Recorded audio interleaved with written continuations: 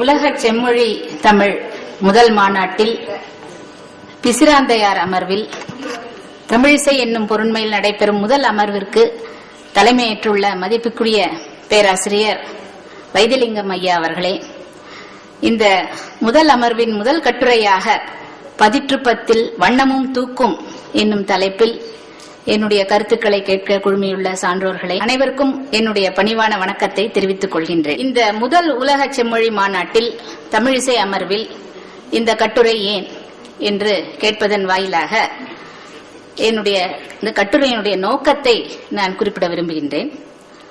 உலகின் தொன்மையான மொழிகளுள் ஒன்றான தமிழ் மொழி செம்மொழி கிளாசிக்கல் லாங்குவேஜ் என்ற தகுதியை பெற்றுள்ளது. இவ்வாறே தமிழ் மொழியின் அங்கமாக திகழ்கின்ற தமிழிசையும் செவ்விசை கிளாசிக்கல் மியூசிக் என்ற தகுதியுடன் உள்ளது. இதனை செம்மொழி இலக்கியங்களுள் ஒன்றான பதிற்றுப்பத்தை முன்வைத்து உறுதிப்படுத்துவதுதான் இக்கட்டுரையுடைய நோக்கம். இயலிசை நாடகம் என்னும் முப்பிரிவினதாகிய தமிழ் மொழியின் இசை கூறுகளை இன்றைய செவ்விசை கூறுகளுடன் இணைத்து தமிழிசை இன்றைய செவ்விசையே என்பதை உலகறியச் செய்வது இக்கட்டுரையினுடைய மற்றொரு நோக்கமாகும். இன்றைக்கு தமிழிசை என்றாலே திரை இசையும் மெல்லிசையும் நாட்டுப்புற இசையுமே முன்னிறுத்தப்படும் போக்கு காணப்படுகின்றது. காரணம், பாமர மக்களை இந்த இசை முறைகள் விரைவாக சென்றடைகின்றன. செவ்விசையானது ஒரு குறிப்பிட்ட குழுவினரால் கேட்டு ரசிக்கக்கூடிய நிலையில் உள்ளது. 20ஆம் நூற்றாண்டு தொடக்கத்தில் செவ்விசை என்ற கச்சேரிகள் ஆரம்பிக்கும் காலத்திலேயே ஒரு குறிப்பிட்ட குழுவினரால் மட்டுமே கேட்டு ரசிக்கக்கூடிய நிலையில் இந்த செவ்விசை நிகழ்ச்சிகள் இருந்தன. தமிழல்லாத தெலுங்கு வடமொழியில் அமைந்த பாடல்கள் கொண்ட இசை நிகழ்ச்சிகளே செவ்விசையாக அங்கீகாரம் பெற்றிருந்தன. இந்நிலையில் இன்றைக்கு செவ்விசை என்று வழங்கப்படுவது தமிழிசையே. செம்மொழி தமிழின் இசை கூறுகளே செவ்விசையாக கர்நாடக இசையாக மலர்ந்துள்ளது என்று கூறுவது பொருத்தமாகும். இந்த பதிற்றுப்பத்து என்பது தொன்மையான இசை பாடல் இலக்கியம் என்று நாம் சொல்ல போகும் பொழுது, இலக்கியங்களுக்கேற்ப இயம்பப்படுதல் தான் இலக்கணம் என்ற நெறிக்கிணங்க தமிழின் முதல் இலக்கண நூலான தொல்காப்பியத்தில் கூறப்பட்டுள்ள இலக்கணங்களுக்கெல்லாம் ஆதாரமாக இருப்பவை தொல்காப்பியர் காலத்திற்கு முன்னர் இருந்த இலக்கியங்களே என கருதலாம். இவ்வகையில் சங்க இலக்கியங்களான பத்துப்பாட்டு, எட்டு தொகை ஆகியவை இசை நோக்கில் முக்கியத்துவம் பெறுகின்றது. சங்க இலக்கியங்களுள் எட்டு தொகை நூல்களுள் நான்காவதாகிய இந்த பதிற்றுப்பத்து இசை பாடல் அமைப்பினை கொண்ட ஒரு தொன்மையான இலக்கியம் என்று கூறலாம். பொதுவாக நாம் இசை பாடல் என்று சொன்னாலே அதில் இசைப்பகுதி, அதாவது மெலடி என்று சொல்லுகின்றோம். இசைப்பகுதி, இயற்பகுதி, அதாவது இசை கான்டெக்ஸ்ட்ல அதை சொல்ல போகும்போது நாம் தாத்து என்றும் மாத்து என்றும் இரண்டு கூறுகள் இசை பாடலுக்குரிய இலக்கணமாக திகழ்கின்றது. இதைத்தான் இசை பகுதியில், அதாவது இந்த தாத்து பகுதியில் பண் அல்லது ராகம் தாளம் பற்றிய செய்திகளும், மாது என்ற அந்த இயல் பகுதியில் சாகித்யம் என்று சொல்லக்கூடிய வார்த்தைகள், பாடற் பொருண்மைகள், அமைப்பு போன்ற கூறுகள் எல்லாம் இடம்பெறுகின்றன. இசை உருப்படி, இசை பாடல் என்று சொன்னாலே இந்த இரண்டு கூறுகளும் இருக்க வேண்டும். இந்த துணையும் சேர்ந்த ஒரு ஒருங்கிணைந்த ஒரு அமைப்பைதான் நாம் இசை பாடல் அல்லது இசை உருப்படி என்று நாம் இன்றைக்கு புரிந்து கொண்டிருக்கின்றோம். ஆகவே பாடல் கருத்து, ராகம், தாளம் ஆகிய மூன்று கூறுகள் சேர்ந்ததே இசை உருப்படி என்று கூறுகிறோம். தற்போது எடுத்துக்கொண்டுள்ள செம்மொழி இலக்கியமான இந்த பதிற்றுப்பத்தில் செய்யுள் பகுதி உள்ளது. அதுதான் மாது என்று நாம் சொல்லலாம். இசைப்பகுதிக்குரிய வண்ணம், தூக்கு ஆகிய குறிப்புகளும் உள்ளன. எனவே பதிற்றுப்பத்தை தொன்மையான இசை பாடல் இலக்கியம் அல்லது இசை உருப்படி என்று கூறுவது பொருத்தமானதாக இருக்கின்றது.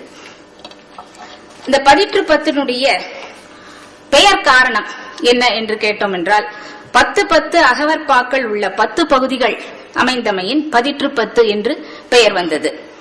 ஆசிரியப்பாவினால் இதனுடைய தீம் என்று சொல்ல வேண்டும் என்றால், ஆசிரியப்பாவினால் புறப்பொருள் பற்றிய செய்யுட்கள் 100 அமைந்தனவாயினும் ஒவ்வொரு 10ம் தனித்தனியே ஒவ்வொரு புலவரால் பாடப்பெற்று ஒவ்வொரு சேர அரசரை பாராட்டுவதால் இந்நூல் 10 வேறு பகுதியாக இருக்கின்றது. இனி இந்த 10 பாடல்களை இதனுடைய அமைப்பை பற்றி நான் ஏற்கனவே இந்த நூலில் கட்டுரையில் கொடுத்திருக்கிறதுனால இதுல முதற் 10ம் 10ஆம் 10ம் நமக்கு கிடைக்கவில்லை, அச்சில் கிடைக்கவில்லை. மற்ற 2லிருந்து 9ஆம் 10 வரைக்கும் உள்ள பாடல்கள் அதற்குரிய பாட்டுடை தலைவன், பாடிய புலவர், இதை பற்றிய குறிப்புகள் எல்லாம் இந்த கட்டுரையில் ஏற்கனவே குறிப்பிட்டிருக்கிறதுனால அதை பற்றி நான் சொல்ல விரும்பவில்லை. இனி இந்த பதிற்று 10ல் பதிகத்தினுடைய அமைப்பு காணப்படுகின்றது. ஒவ்வொரு 10ன் இறுதியிலும் அப்பத்தின் பாட்டுடை தலைவனுடைய பெயரும் செயல்களும், அவனை பாடினார் பெயரும், 10 செய்யுட்களின் பெயர்களும் பாடிய புலவர் பெற்ற பரிசிலும், சேர அரசர் ஆண்ட கால அளவும் பதிக அமைப்பில் காணப்படுகின்றன. அப்பதிகங்கள் ஆசிரியப்பாவாக தொடங்கி கட்டுரை நடையாக முடிகின்றது. நமக்கு தெரியும், பதிகம் என்றாலே 10 பாடல்கள் சேர்ந்த ஒரு தொகுதியை தான் நம்ம பதிகம் என்று சொல்லுகின்றோம். அது போன்ற அந்த பதிக அமைப்பு இந்த பதிற்று 10ல் ஒவ்வொரு 10ன் இறுதியிலும் இந்த பொருண்மையோடு காணப்படுகின்றது. பதிற்று 10ம் ஒவ்வொரு 10 பாடல்களின் இறுதியிலும் காணப்படும் பதிகம் என்ற இந்த அமைப்பு 7ஆம் நூற்றாண்டில் எழுந்த தேவார பதிகங்களின் இறுதி பாடலில் காணப்படுகிறது. இதனை நாம் திருக்கடைக்காப்பு என்று கூறுகின்றோம். சான்றாக பதிற்று 10னுடைய 2ஆம் 10ன் இறுதியில் காணப்படும் ஒரு பதிகம், அதையும் திருஞான சம்பந்தருடைய திருக்கடைக்காப்பு, இதையும் நாம் ஒப்பிட்டு பார்ப்பதன் வாயிலாக இதனுடைய வளர்ச்சி நிலை, பதிற்று 10ல் உள்ள பதிகத்தினுடைய வளர்ச்சி நிலை இந்த தேவார பதிகத்தில் காணப்படுகிறது என்கிற அந்த ஒரு கூறு நம்மால் உணர முடிகின்றது. மன்னிய பெரும் புகழ் மறுவில் வாய்மொழி இன்னிசை முரசு இறுதி அஞ்சேரற்கு வெளியன் வேண்மான் நல்லினி ஈன்ற மகன் அமைவரல் அருவி இமயம் விற்பொறி. இந்த மாதிரி கம்பீர நாட்டை, அதாவது நட்டப்பாடை பண்ணிலேயே இந்த பதிற்று 10னுடைய இறுதி இந்த பதிகம் பாடப்பட்டிருக்கிறது. இதுதான் ஞானசம்பந்தருடைய அந்த தோடுடைய செவியன் அந்த பாடலினுடைய திருக்கடைக்காப்பு நாம் எடுத்துக்கொண்டோம் என்றால், அருநெறிய மறைவல்ல முனியகன் பொய்கை அலர்மேய பெருநெறிய பிரமாபுரமேவிய பெம்மானிவன் தன்னை ஒரு நெறிய மனம் வைத்துண ஞான சம்பந்தன் உரை செய்த திருநெறிய தமிழ் வல்லவர் தொல்வினை தீர்தல் எளிதாமே. இப்பாடலில் இந்த பதிகம் பாடுவதால் தொல்வினை தீர்தல் என்ற தொல்வினை தீர்தல் எளிது என்ற ஒரு குறிப்பு நம்ம பார்க்க முடிகின்றது. எனவே பதிற்று 10 பதிகத்திற்கும் தேவார பதிகம் என்பதற்கும் பொருள் நிலையில் தொடர்பு இல்லை என்றாலும் தேவார அமைப்பு நிலை தோற்றம் பெறுவதற்கு முன்னோடியாக இந்த பதிற்று 10ன் பதிக அமைப்பு இருந்துள்ளது என்று கூறலாம். இனி இந்த பதிற்று 10ல் இருக்கின்ற பிற குறிப்புகள் பற்றி நாம் பார்க்கும் பொழுது, அதில் ஒவ்வொரு 10ன் இறுதியிலும் ஒரு துறை என்ற ஒரு பெயர் இருக்கிறது.